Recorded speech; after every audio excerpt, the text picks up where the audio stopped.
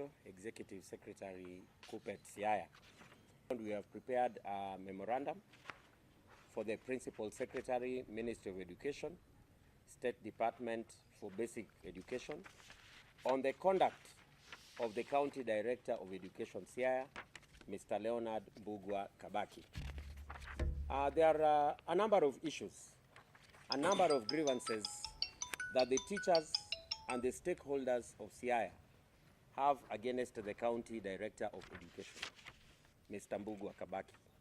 The first grievance that we have as education stakeholders from Siaya is harassment of principals and heads of institutions by Mr. Leonard Mbugua Kabaki, the County Director of Education, Siaya. He is on record physically engaging in verbal combat with our heads of institutions in Siaya.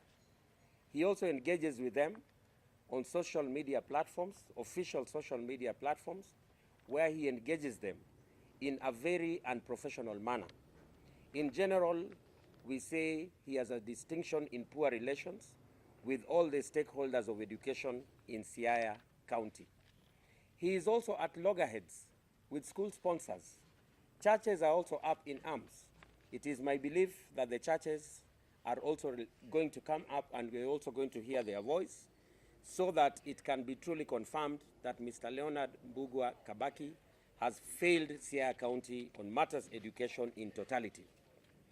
Secondly, the management of co-curricular activities. Management of co-curricular activities in Siaya is below par. Far below par, and Siaya County stands out as a pariah among its peers, the other counties in the manner in which co-curricular activities are conducted. Our Siaya teachers are very poorly facilitated when they have to undertake these activities in comparison to other counties. We do not necessarily want to say that there is possible misappropriation of funding, but we are asking that the Principal Secretary, Ministry of Education, Department of Basic Education, organize very urgently to have a forensic audit of co-curricular activity funding for Siaya County over the last 3 years.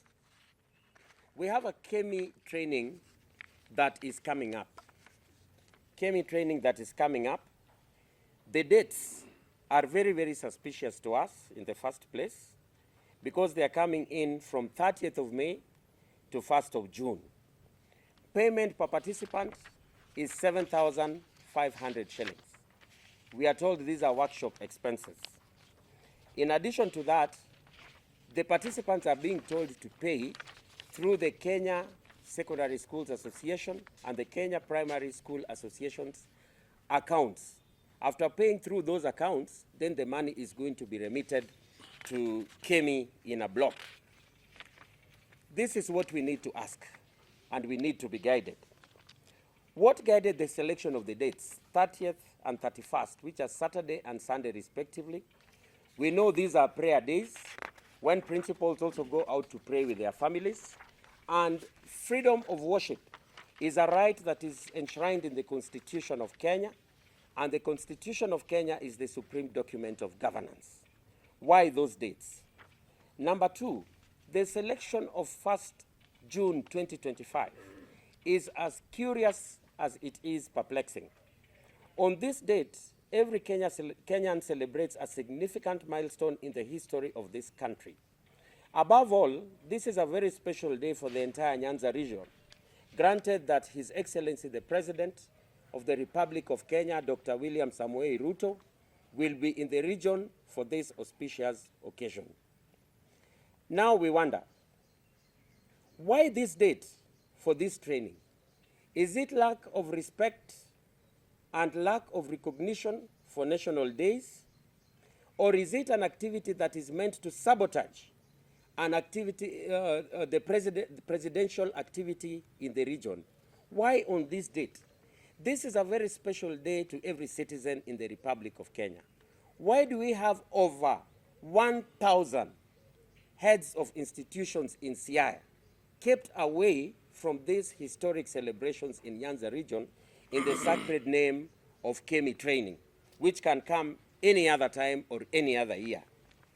then the payment of 7,000 shillings, 7,500 shillings is very, very exorbitant. It will be our pleasure as stakeholders in the education sector if we knew what exactly these funds are going to be used for, and if any monies are to be paid to any individuals, then they are in concord with the stipulations of the Salaries and Remuneration Commission on allowances. Then again, we are not necessarily saying that there is an infidelity in paying the monies through the Heads Association, be it primary or post-primary. But why pay through Heads Association, then remit to KEMI and not directly to KEMI? Number 4, we are talking about possible ineptitude. We are talking about possible ineptitude of the County Director of Education. We have principals of secondary schools and heads of institutions in primary schools who have already been transferred, but they cannot move to their new stations. Reason being, the County Director has insisted on carrying out some kind of audit, thereby delaying movement to the institutions where the teachers have been transferred. This is causing a lot of anxiety to the principals and heads of institutions, and even the stakeholders in those institutions that do not have heads. We have strong reason to believe that the County Director of Education, Mr. Leonard Mbugua Kabaki, is deliberately delaying audit, thereby displaying a good level of ineptitude. We are therefore asking, in addition to other matters that I'm going to talk about in my conclusion, that number 1, and of cardinal importance, redirection of Mr. Leonard Mbugua Kabaki elsewhere, since his continued stay in Siaya no longer corresponds with the idea of competence, professional peace, harmonious existence in the education sector in Siaya County. Correct. Number 2, the PS to consider a forensic audit of co-curricular activities in Siaya across all levels managed by the CDE over the last 3 years. Number 3, this is very important. Suspend the intended KEMI training until clarity is availed on issues that we have raised. Okay. We have the head of state in the region. We in this region, we conform to the tenets of the broad-based government. When the head of state is in this region, even if he's in Homa Bay, all of us will be in Homa Bay. Principals want to be in Homa Bay. Why should they be tied down with a KEMI training that is in itself ambiguous, not very clear? Then we wish to ask the PS to compel the CDE to up his game and desist in creating unnecessary jam for principals and head teachers who are on transfer. Right. This is just a fraction of the issues that we can possibly raise about the County Director of Education, Siaya, Mr. Leonard Mbugua Kabaki. For the consideration of the Principal Secretary Education, we are saying as follows.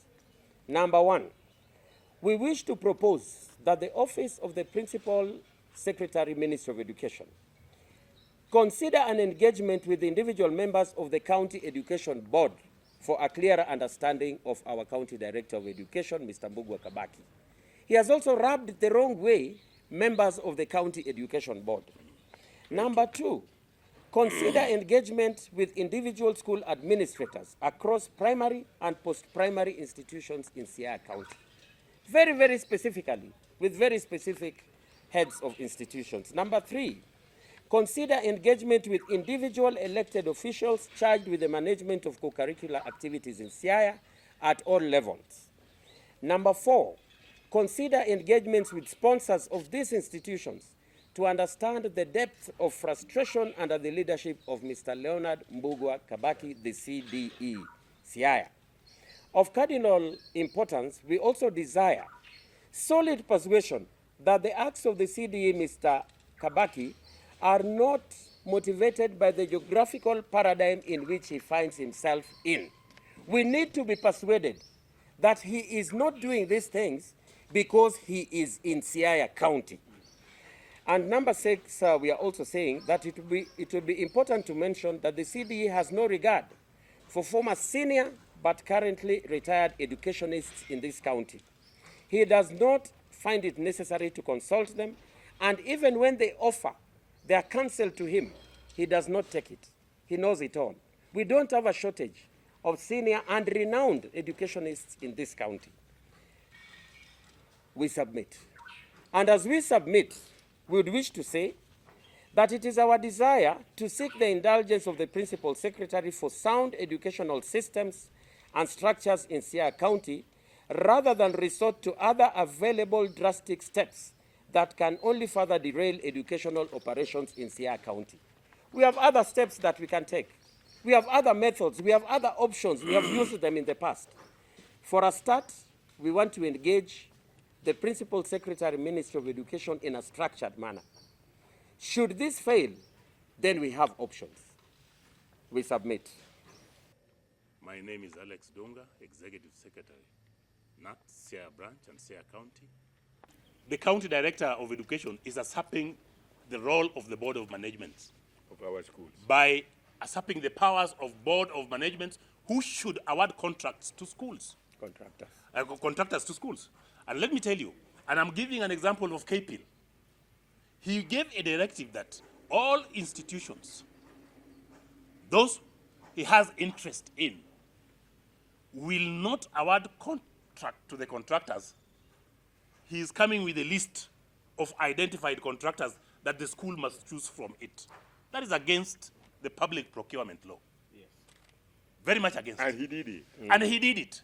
So we are saying he must be having vested interest in the list of the contractors that he's sending to those institutions. Correct. So let the institutions be left free. The government brings money, the Board of Management sits there and awards the contract to any contractor who has won the tender. Correct.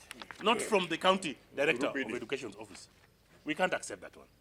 Just simple arithmetic, those who are not getting it quite well. When KEMI is looking for 7,500 per school, multiply that one by 1,000 heads of institutions and principals. A clean 7.5 million you want to work with within 3 days. What are they going to buy? What are they going to give the teachers? And as if that is not enough, here in Game Sub-County here, they have upped it to 9,000 per head of institution. So you can see the way the thing is not matching up. Where are they getting the money? Well, we are not objecting the work of KEMI, but the government should also reciprocate in the same measure. This money should come from the government coffers. In trade union business, if you are an employer and you want to give an employee any other added information or education, it must be at your own cost, not the cost of the employee. So let them think about it. Otherwise, then, even if we are getting it from the government coffers, the stipends that have been given by the government through capitation, what did they bring? You are looking for 7,500 from a school or 9,000 from a school, and you brought 100 shillings in that account. Where are these head teachers going to get money to pay for that KEMI? Let them suspend it. We are asking principals and heads of institutions in this county not to pay until we get a clear cut. Is that one true, my colleagues? Agreed. Agreed. Yeah. We want to acknowledge that we have a KEMI training for our heads of institution, both junior school and secondary school. This is a training on financial management, which has been organized by the Kenya Education Management Institute. That is the body under the Ministry of Education, which is mandated to do training of educational managers in the country. The training is an ongoing training for all managers of schools, both in primary and secondary in the whole of the country. For the past 4 months, KEMI has been going out and training the managers in all counties. The trainings have taken place between Friday and Sunday. The one for Siaya is set for 30th to 1st of June, and we are going to do the training in 6 venues, 1 for secondary schools and 5 for our junior schools, subdivided into the sub-counties. The need for financial training has been found to be very necessary due to the enormous challenges that our heads of institutions have experienced over the years in understanding the way financial accounts are supposed to be kept and updated. The KEMI training is hoped to give our heads of institution some basic knowledge and skills to be able to read their books and also update them where there is a shortage of the financial officers. We do hope that this will go on very successfully, because as a county, we have experienced some quite serious challenges with some of the schools, especially the junior schools, in terms of our head teachers understanding how to work with the vote heads, how to be guided on how the cash books and other financial books are to be written. We do appreciate what KEMI is doing, and we hope that in the near future, other managers will join in, like the boards of management, for purposes of the same training. We appreciate that last year they came in and trained junior school board members for the same purpose, and now that we have new boards in place for secondary schools, we are hoping that before the end of the year or early next year, we'll be in a position to invite them to come and train our board members so that they can have a similar knowledge. The timing of the KEMI training is normally organized from KEMI headquarters, and they have a schedule for all the counties in the country on every other weekend. So basically we get this date, and it is the date that we normally follow to invite our teachers for the same. The training for the managers is for 3 days, and it is supposed to cost 7,500 for each institution. And again, these figures are given by KEMI. The money is normally deposited into a KEMI account once the amount is collected at sub-county level by the capture or cashier officials.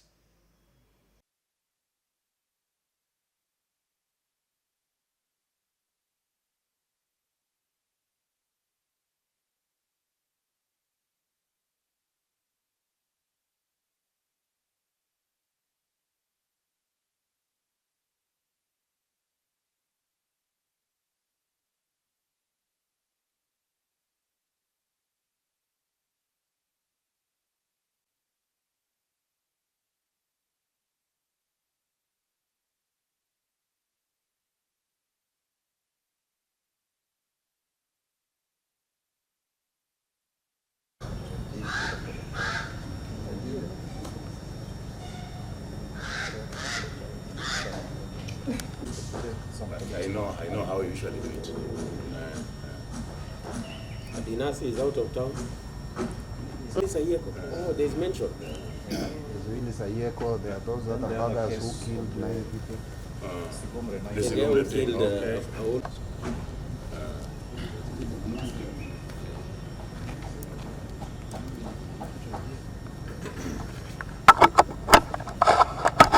Solidarity forever, solidarity forever, for the union makes us strong. Solidarity, power. Solidarity, power. Solidarity, power. Thank you.